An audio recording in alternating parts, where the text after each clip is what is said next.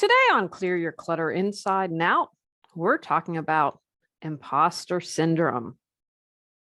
Are you doubting your abilities even though you've been trained and know you can do the job? Do you feel like a fraud or phony at work or at home? Is that little voice in the back of your head whispering why you can't do it? Learn about kicking imposter syndrome to the curb as we begin our month focusing on hodgepodge. Do you control your clutter, or does your clutter control you? On Clear Your Clutter Inside and Out, we'll teach you awareness as well as action steps to create change in your life. Come on, let's get started. Hey everyone, happy November. These are the first shows being recorded in West Virginia. We are unpacked in our new home and getting organized. My mom passed on August 9th, and I was grateful that I was able to be with her. Tony and my brother and my father and her favorite caregiver were there. I was really grateful for that. My goal had been to keep her at home, and we were with them for 9 weeks. And what my dad shared with me is that if you all hadn't been here, I couldn't have done it. We would have had to taken her. There's a wonderful hospice place called Eliza's Place, but I really, really wanted my mom to be at home. So I'm eternally grateful for that. She's no longer suffering, and I was able to be with her to help her to the next adventure. Having a celebration of life for her. And then Tony and I are taking a long week in the West Virginia mountains, and very grateful for that. I had said I wrote a little post about her on Facebook, and I shared that after my mom died, I kept seeing butterflies. My mom loved butterflies, and I took some of her butterfly decorations, put in my bathroom. And I just share that because I laughed the other day. We walked huge butterfly right in front of us, and I keep seeing them. And I laughed because I saw a group of butterflies, and my mom is super social. I did not get that from her, but I thought, she's already busy on the other side being social. So I just shared that because if you have lost someone, just remember they're in another form there, and look and be open to the messages that they might be trying to send. Another big announcement, I'm redoing Patreon. When I first did, I thought, the extra podcasts. As I've been figuring it out, I want to get paid.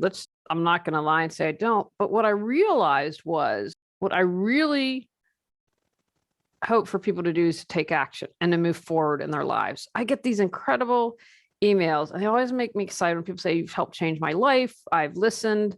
And sometimes we need a little more support than that. And so it's really about keeping it affordable. There'll be the $5 option.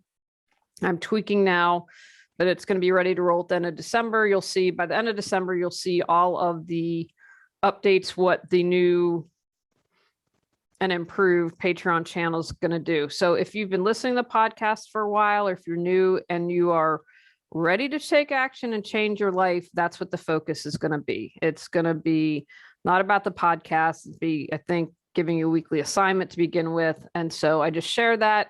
It's Declutter Your Life. I'll include a link in the podcast. Start doing that, but I hope to see you there. Again, if you're ready for change, if you've been listening for a while and say, now's the time, 2022 is going to be my year. I've got to do something about this. Today's episode was inspired because I've had imposter syndrome. And then I was having a conversation with my husband, and I thought, he's so smart. And he got this promotion 2 years ago, and it's like, I don't know if I have the ability. And he's so amazing that I was like, wow, if you're feeling that, then, and I know I felt it, I know we're not alone. And when we were before we got married, Tony was in a townhouse, and he had redone a lot of it. It was beautiful. And we got an offer for someone, and they did a lot of sleuthing and tried to say because Tony had done it, it wasn't good enough. I mean, and talk about something that just, right to the heart, and said, you're not skilled. And of course, we didn't sell it to that person. And they kept coming back with offers because it was so gorgeous. And she's like, well, I'm obligated to tell you about an offer. And I said, well, we're never going to sell it to him. So just tell him to buzz off.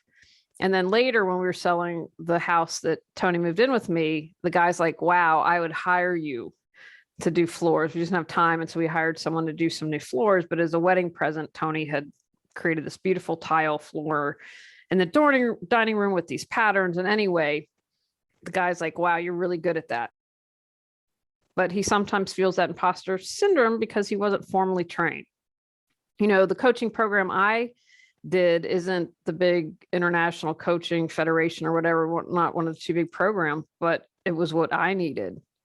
And I bet you I've done more work on myself than any of the other top coaching programs, but that allows me to be the best person that I can be to support people. So even though it's not traditional, some people might say, well, or make you feel like I've heard that, well, you didn't train with whatever. Well, that's great. Then find someone who did. If that's important to you, you've got to do what's best for you. But you can easily say, well, I didn't do this program, so I'm an imposter.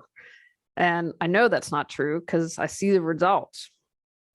So that is what inspired today's episode. So first, what is imposter syndrome? I went to Wikipedia. Imposter syndrome is a psychological pattern in which an individual doubts their skills, talents, or accomplishments and has a persistent, internalized fear of being exposed as a fraud. Despite external evidence of their competence, those experiencing this phenomenon remain convinced that they are frauds and do not deserve all they've achieved. So then I found an article on Psychology Today, or I should say it's from their page. I believe they have a page on imposter syndrome. And it's estimated that 70% of people will experience at least one episode of this phenomenon in their lives. So you're not alone. That's another reason I want to do the episode. And they felt that 25 to 30% of high achievers may suffer from imposter syndrome. So I just shared that if you have an episode, don't freak out. It's pretty common. And so then I took some of this information from an article, What is Imposter Syndrome by Arlen Kunkik, that was updated on February 26, 2021. And it was medically reviewed. I was excited about this by Amy Morin, who's a licensed clinical social worker. And I had her on the show. She wrote a book, 8 Things That Mentally Strong People Do. And so if you have a chance, listen to that episode. So that was where I was great that someone with this background had reviewed it. So what are the characteristics? Self-doubt, of course, right? If you believe you're an imposter, you're doubting yourself. You also are challenged to realistically assess your competence and skills. I laugh. We all know people who will inflate their skills, but people with imposter syndrome can't gauge their skills the other way. They're really competent, but don't realize that. Saying my success came from external factors. Oh, I got lucky. Oh, or the 5 people that are better than me didn't compete, or whatever it is, right? So it has nothing to do with your skills and hard work. Berating your performance, right? Finding why it wasn't good enough and getting into that perfectionism trap. You also may have fears that you won't live up to expectations, yours or other people's. And I did an episode, Great Expectations. Check that out to go a little bit of a deeper dive. Overachieving can be a characteristic, right? Because you feel like an imposter, so you're always gonna have to do better, always strive, always have those far-flung goals. You also might sabotage your own success. Have you ever done that? Like you sleep late and miss the client, or you fail to make it to the test, or you don't send the test results in. You might also set goals that are just about unrealistic and then give yourself a hard time when you fall short. If you have these going on for a long time, they can increase anxiety, and that could also lead to depression. And people who feel like imposter syndrome tend to not talk about it. That's one of the other reasons I want to do the show is, let's take some of the sting out of it. Let's take some of the shame out of it. And no, gosh, 70% of us have experienced at least one episode of this. That's a huge chunk. That's more than 2/3. Now, interestingly enough, some of the triggers, you might want to say, well, what could make this happen?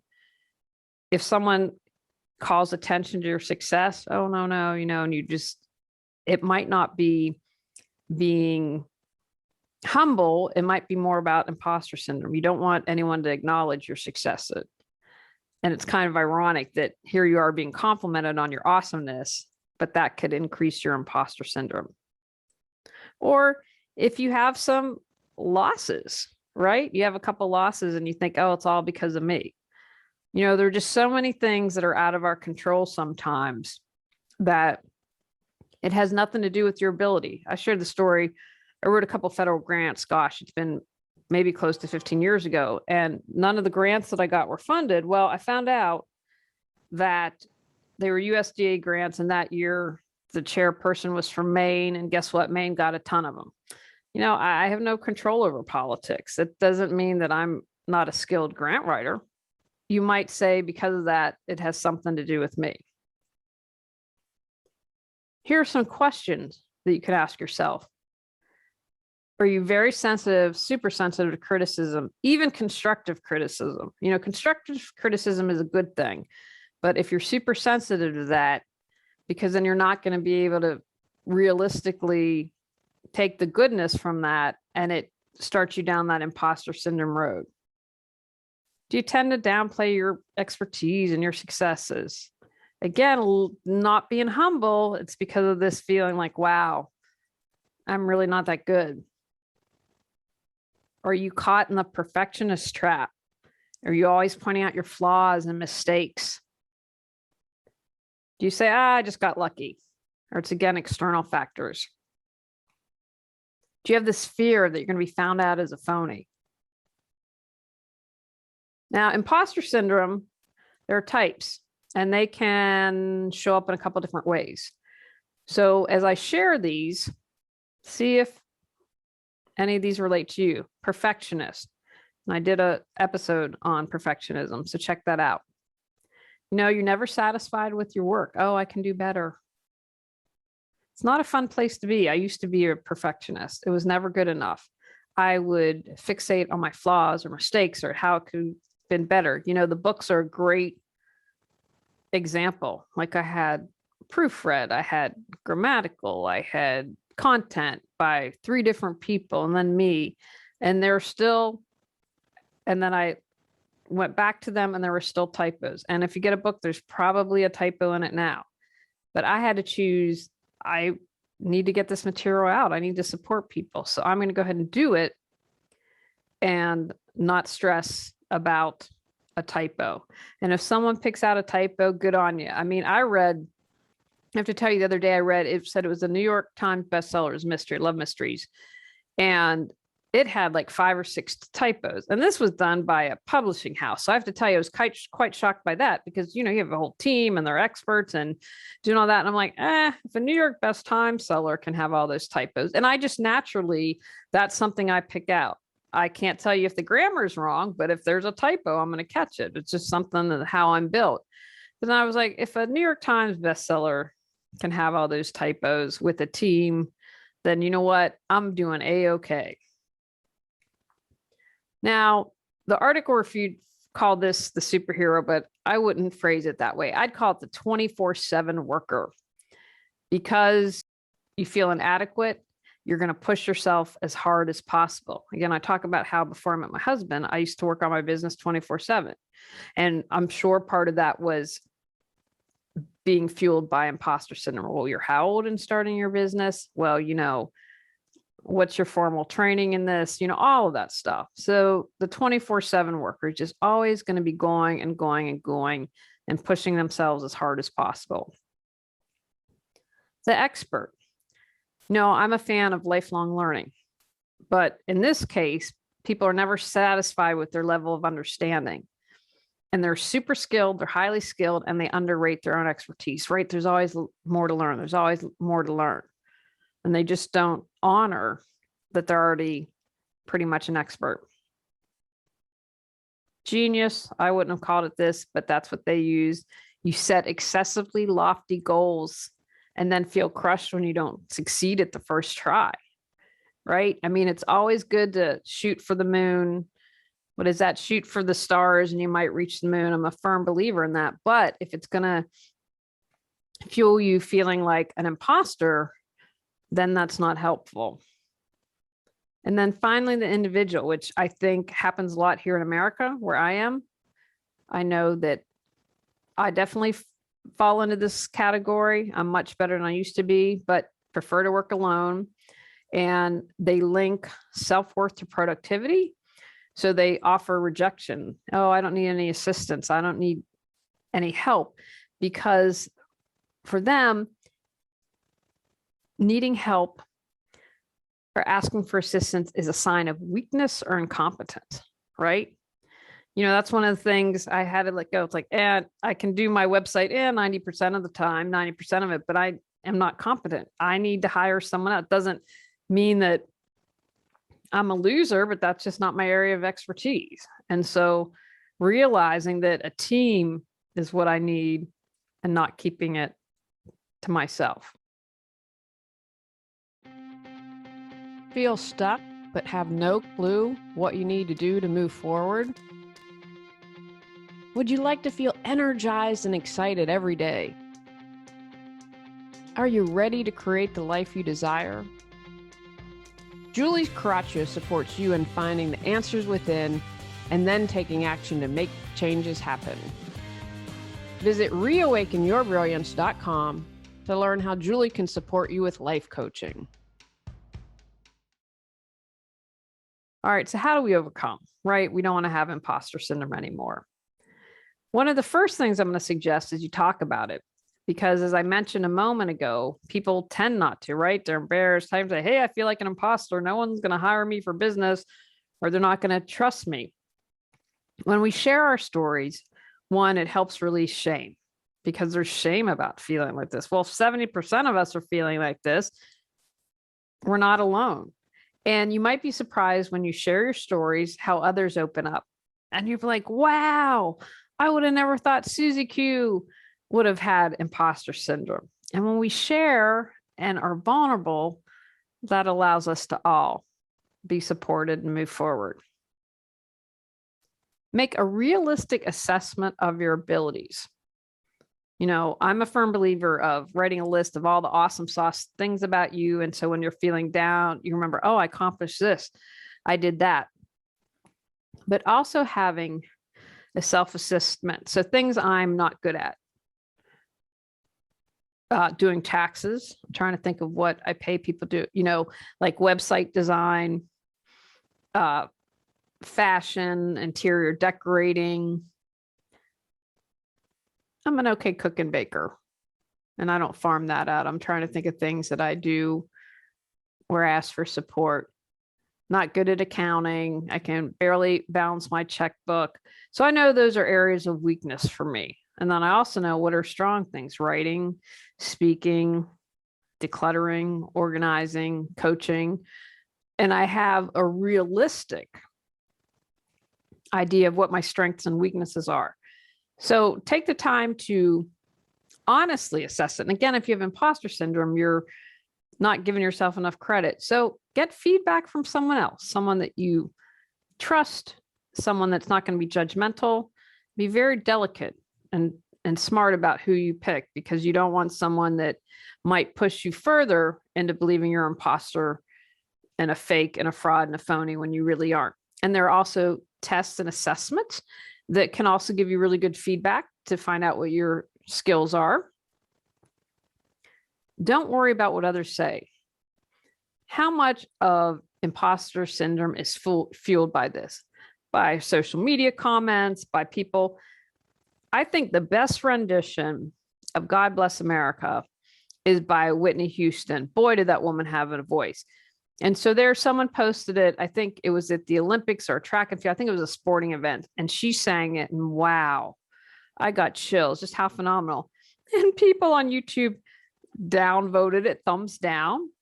And they wrote comments how it wasn't good. And I thought, if Whitney Houston, probably one of the greatest singers of all time, in my view, the best version of, because my understanding is it's a technically difficult song to sing, can be criticized by people, I'm like, well, then what do I have to lose? Because then it's just not realistic. And again, I'm not saying, we have different tastes, different things that we prefer. You just might be like, I don't prefer her, and that's okay. But there's also a difference between not preferring and acknowledging the skills that have someone. So really think about that for a moment. How much is being fueled by yourself, and what part is the outside world playing? Take small actions. You defeat this imposter syndrome by not focusing on being perfect, but doing things reasonably well. You chunk it into small bits, and that gives you a sense of accomplishment, and that allows you to keep building and keep growing and keep moving forward. Question your thinking. Begin to think critically. Are these thoughts that I'm having rational? Is it really true that you're a fraud? I'm guessing that the majority of you are going to be like, nope, you're not a fraud, because you aren't. Right? You've just done this skills assessment. It says you are a really phenomenal Excel spreadsheet worker. That's another thing I have like basic skills in. I'm not very good at. So this test has just told you that you scored 99% on the super advanced Excel test. So does it make sense you say you don't do Excel very well? Not based on the skills assessment. So begin to question those thoughts as they pop up, and take a moment, stop. I'm not going to just stew on this, or I'm not going to, okay, no, that's not true. Remember, that's our ego. Your soul's not going to tell you that. Your ego is going to be, oh man, loser. Write down all the awesome skills and qualities about yourself. List your fears and what you've overcome in life. I've mentioned on more than one occasion, I was deathly afraid of public speaking, and now I get paid to speak. I was afraid to do so for my birthday this year. I am afraid of heights, and so I'm doing things to try to conquer that. So we did a ropes assessment, a ropes course, and what do you call them? Zip lining. Zip lining was the easiest part, but I would help with my fear of heights. I actually want to do it again. It helped me be like, I'm afraid to do this. And Tony, of course, was a rock star, but overcoming that fear, like that was a big deal. And I didn't quit. And there are people younger than me that quit. So it's just a reminder of all the things that I've overcome. So do one for yourself. Stop comparing. I did an entire episode on this. Every time you compare yourself to others in some type of situation, you're going to find some fault, and that is going to fuel the feeling of not good enough, of being incompetent. It's going to make you feel like a phony or fraud. So stop the comparison. Don't get caught up in that trap. Be like, I am me. I'm on my journey. I have these unique qualities. I have this unique experience. But good gosh, there are like a bazillion people that I'm not as good as Shakespeare. I'm not as good as, I don't know. I'm reading mysteries now. I can't think of. All right, Marie Kondo. That's a great example. She's, a bazillion books. I haven't sold a bazillion books, but I also found out her husband's like a genius marketer. I'm like, now I feel so much better. He had a marketing machine, and it's not to take away anything from her talent or her ability, but let's just keep it real. You have to have some kind of marketing thing. It's very rare that you can just, even with that off the things that I haven't read, the 50 Shades of Grey, book clubs fell in love with her, and that drove her to success. So if I were to compare, I'm not in a book club, or I'm not at the Success Marie Kondo. But people who read my books probably aren't reading Marie Kondo, even though there's definitely a connection and a spiritual aspect to her stuff that I think is really grooving. But I don't want to get in the comparison trap. If I would compare myself to someone as internationally known, as successful as Marie Kondo, then I would just feel bad about myself, and I'd feel like a complete imposter. So stop comparing. Be aware of social media. I did an episode on this.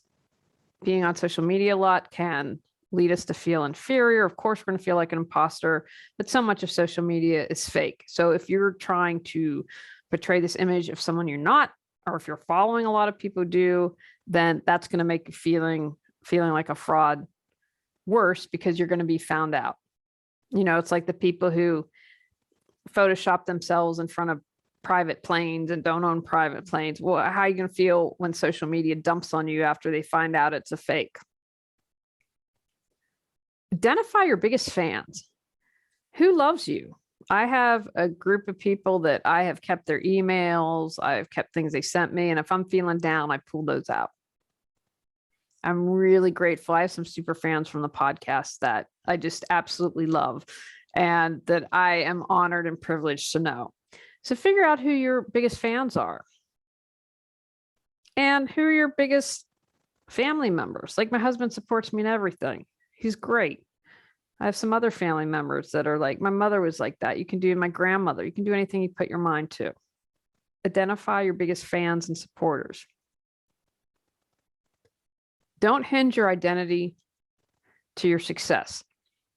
Most people have this idealistic image of themselves. And when they fail to live up to that, then doubt starts to sink in, right? Or they attach their identity to something they do. So I did the international TV show and did on the internet, Reawaken Your Brilliance. And for so long, and I didn't realize this, my identity was attached to the show. And it was hard for me to let go. But when I let go of that, I did the podcast, and the podcast I've been much more successful with, had much more of an audience that I did, but I had to let go of the show. But my biggest, there were some other things too, but one of the biggest challenges was, oh, but I identify with the show and I didn't have the courage to cut it off sooner because I thought I was my show. So be very aware of what you're identifying, what you're tying your identity to. Mistakes happen. They're a lesson. Don't dwell on them. We all make mistakes. Acknowledge it. See how you can do better and move forward. Don't make that doubt you. Oh, I did this. I mean, gosh, I've made tons of mistakes. I'm still making mistakes and I'll continue to make mistakes, but I learn from them and I don't let them stop me from moving forward. Just because I make a mistake, I'm not like loser. You know what? You should never organize a house again. Nah, not true at all. Not true at all. So just be aware of that and switch your thinking. It's a lesson. It's not a mistake. Now, again, if you truly do something horrible, but I would say unless you have ill intent from the beginning, if you have to apologize, own up to it and move forward. Forgive yourself. Don't waste time beating yourself up and choosing, because it's a choice, to be miserable. Give yourself permission to move on. I wanted to be a screenwriter. It almost happened. And for a long time, I felt like a failure. I had to forgive myself and say, it's okay that your dream didn't happen, but that allowed me to develop new dreams. And the reality is, I can't imagine being my age now and living in Los Angeles. I would be miserable. And it was very hard being so far away from my family for a decade of my life. And I can't imagine, if my mom's sick, I don't know what I would have done if I had been not within driving range. I don't know what I've done. So I've had to forgive myself when I'm not perfect, forgive myself when I mess up or make a mistake. So self-forgiveness is something just in general. It's very supportive, but when you can forgive yourself, you're going to lessen the feeling of feeling like an imposter. Surround yourself with supportive people, materials. Are you reading about how people face their fears or those who gave up? Are you listening to people say, yeah, you can do it. Let's create a plan how to get there. People say, it can't be done. You're too old. You're too fat. You're too this. Does your group cheer you on or silently wish you not to succeed? You can feel the vibration of people. You know what they're really thinking. It's like, I learned from that, bless your heart. I thought, oh, it's really nice. Bless your heart for Southerners is not a nice thing. But again, you say, bless your heart. You kind of get the vibe. Oh, okay. Now I get what they're saying. So just be really aware of who you are surrounding yourself with and what kind of materials you're reading and everything you're doing. Be positive. I'm not saying be Pollyannish, but if you're spending all your time on reading about failure instead of reading how to succeed, that is obviously going to influence you and make you feel like you're not good enough and an imposter. Let it go. To move forward from feeling an imposter, I've given you a bunch of examples. If you're like, wow, I have felt this, I feel it multiple times, I felt it for a long time, you're going to want to dig deeper. So ask yourself, what core beliefs do I hold about myself? Now, if you listen, talk a lot about, I believe it boils down to feeling not good enough, worthy enough, or loved. So what are those core beliefs that you have that are fueling this? Do you believe you're worthy of love just as you are, of success just as you are, of friendship and abundance and all good things just as you are? Do you feel like, oh, I have to be XYZ before I can get this? Do you think that you need to be perfect for others to approve, to love, to be there for you? What is it that is driving that? What do you think you need to be in order to be accepted? So those are some questions to chew on. I know you've got this. You are not an imposter. We have those moments, but then you can move forward. Take actions from today's podcast. Recognize where you have imposter syndrome. Ask yourself, what are my triggers and what characteristics do I have? Understand how you can overcome feelings of doubt. Dig deeper and examine any core thoughts and attitudes you may have. Know that you are good enough, worthy enough, and loved no matter what. On our next episode, we're talking about plant medicine. Go out, clear your clutter to create the life you choose, deserve, and desire. When you clear your clutter, you can share your gifts with the world. Sign up for our free newsletter at reawakenyourbrilliance.com. If you've enjoyed Clear Your Clutter Inside and Out, please rate, review, and share us.